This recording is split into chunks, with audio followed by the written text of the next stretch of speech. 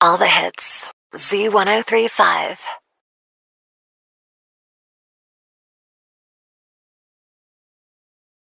So we have a special guest, and he's someone who doesn't do a lot of interviews, I've noticed. Diplo, how are you? I'm good. How are you doing? I'm good. We're talking right now on a Sunday afternoon. We're outside Cabana Pool Bar. You're going to go on, and you're going to do a set. Right. Do you like the live gigs, or do you like being in studio better?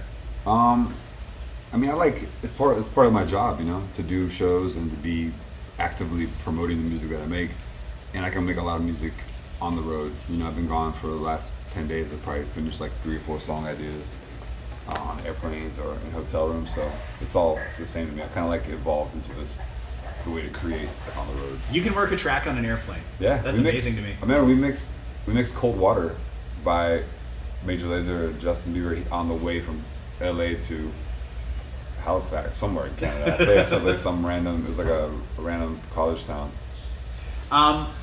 You brought up Major Lazer. What is going on with Major Lazer? On hold? We have some records that came out this year. We did the Tory Lanez song with Cashmere Cat, and then we did another song with Rudimental and Anne Marie that's coming out next month. Mm-hmm. And then end of August we're gonna put a little EP out because we're going to Africa for a tour. So like 4 new songs that are all like African collaborations, and one with Tovlo, who's not actually African, but the production was kind of African. And then next year doing a lot more music with Major Lazer. So it's like the year was kind of like on hold, yeah. Okay. We're just putting out some supplemental stuff for our tours. Explain Silk City to me. Why you decided to take on yet another project and the Mark Ronson connection. I just think as a DJ, I was always interested in trying to create a live atmosphere, like what we did last night. We played Governor's Ball, and I was always trying to create that vibe. I couldn't do it with the more EDM shows, more trap shows, whatever, like the nightclubs. So we needed to like have a format. So the project it kind of translated as either Mark Ronson producing my album or me producing like Mark Ronson's album. Like it's like that's the way that the styles have combined. But it's like I said, it's an homage to early house music and kind of a vibe. We played Governor's Ball last night. We never played before at a festival set. Kind of improvised, and it was amazing. Like an hour and 15 minutes, people jump in to like just straight house music, not any like club EDM or anything. So how does it work though? Like, you said it was very impromptu. Is it just like, all right, you go? Well, we have like 4 or 5 songs, and we did the Essential Mix last week on BBC Radio. So we like had done some mixing and had some like styles and some music that we liked. So we played that last night. You're a soccer fan. Yeah. You own part of a team, I believe, if I read correctly. Yeah, the Phoenix Rising. Okay. In Arizona. Will you go to the World Cup? I mean, I'm gonna be there.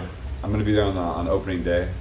It's funny. I did 2 different songs. I did a song for Tuborg up here, that's like launched this summer with Mo and a bunch of like Russian artists, and a bunch of collaborations. And I did the one with Nicky Jam, Will Smith, and Era Streffy, and that's gonna be played at the closing ceremony. I won't be there for that. I have a date already. I didn't know I was gonna be doing the World Cup song. I just happened to be working on something that they took. Well, that was my question. Was this just something you had and they said, yeah, we want that for the World Cup, or did you do that for the Cup? I work really closely with Sony and Columbia now, and they had the FIFA record, and they just were kind of doing the rounds, like who has a record that we can pitch. And in fact, there's another record that was going to be the one, and I worked on that a long time, and then it ended up not making it. And then I went and met them and played on some other ideas, and they loved Live It Up, which is a record that was actually written originally by Quavo. Wow. He's the guy who sang that record. And then I didn't think that he was going to be able to make Moscow, so we just redid it and had Nicky Jam write new stuff, Will write new stuff, and Era, and then it all happened in like 5 days. When you do an ensemble type production like that, who calls who? Are people calling you? Are you calling them? There's like some FIFA guys who are like handling it. I was always working with the writers, and I just show up and get things done when I need to have deadlines, but mostly like it's very much in the back end. Like the FIFA, because a record like that is so massive for a worldwide audience that it has to have a lot of like quality control to get to where it's releasable.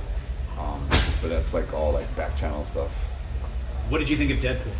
I loved it. I thought it was cool. I mean, it was like really kind of like saw the Avengers the week before, and I was like, wow, it's like the best. You can't get any better than ever this. That. And then Deadpool, I watched it, I was like, well, it's basically a comedy anyway. Mm-hmm. Comedy version of what Marvel movies are, or comic movies are, and I thought if no one could play that character better than Ryan Reynolds. He kind of created an atmosphere and a world around his character. But I'm happy that the song I did for that movie it's long. It's like almost 2.5 minutes for the fight scene, and it seems like people are playing it, so it's like going up in the charts, and it's top 40. People like it though. I mean, Yeah. Welcome to the Party is a Yeah. banger. I don't know. Do we still say banger? What do you It say when bangs. it's a big track? It specifically does bang a little bit. It does bang a little bit. Does some banging. The French Montana connection. Did you guys know each other? Yeah, he's the kind of like most versatile rapper. He's just always in LA. I always see him in the studios. He's done records for Major Lazer. He did like a remix for me for Mr. Easy, another like Nigerian record. He's always just he's down for whatever. Like he's always in Vegas when I'm playing. He's just a really cool guy. One of my favorite like collaborators I've ever worked with. Who do you hang out with? Down day. You don't have any shows, no festivals. Who do you like to hang out with? Who do you call and say, "Hey, let's do something"? Probably my kids. Yeah. Okay, that's good. If I'm in LA, I'll just pick them up, spend days with them when I'm home. Okay. Otherwise, I don't have a social life, pretty much. Really? Yeah, I'm just kind of like working with my children and like, I go to parties and I'm like traveling all the time. It's not like not a bad route to go, but I'm always busy, kind of getting things done. I don't have time to just like be breezy and do whatever I want to do. So you're committed to the job, right? I mean, Yeah. you put everything you have in. Well, I by love the sounds music. of I it. mean, I'm so lucky to be doing this. I'm so lucky that I can wake up and just like I make music or go perform music or create something every day. It's like a dream come true, to be honest. Do you like performing in Canada? I love it. Is there anything specific about Canada that you like? I have never done a day party like this, but every time I come to Toronto, it's like the crowd really understands, I think, the subtleties of like the way I make music and the way I mix music because they're very diverse. Everybody seems to have like an understanding of like dance music, reggae and dancehall, soca music, African music, dubstep, and even like rock and roll. Everybody seems to have like knowledge here. So it's a lot cooler that the music palette is a lot more diverse. I'm going to take a little credit with Z1035 for that because we've been doing this for like 25 years now, and people have really grown accustomed to it in this city in particular. You think it's because the city like it just reflects like the demographic of the city, how like diverse Toronto is, Right. And even Montreal, even Ottawa, like even Vancouver, all very different markets, but all seem to be like have an echelon above American markets as far as like their experience with music. You attract people that want to go out and celebrate something. Like, hey, Diplo's in town, we got to go and see him. But you have a milestone coming up. You're down to the last few months in your 30s. How do you want to celebrate 40? Just not die.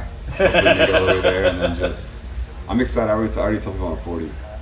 Really? Yeah, because it's better to do like a 40-year-old Old 30-year-old? 30s. So I'm happy. Well, thank you very much for stopping Couldn't by. ask for anything better. I think I'm gonna probably go have a party somewhere With the new track, in and a I'm sure faraway we'll be place, back bunch in of your friends. Good.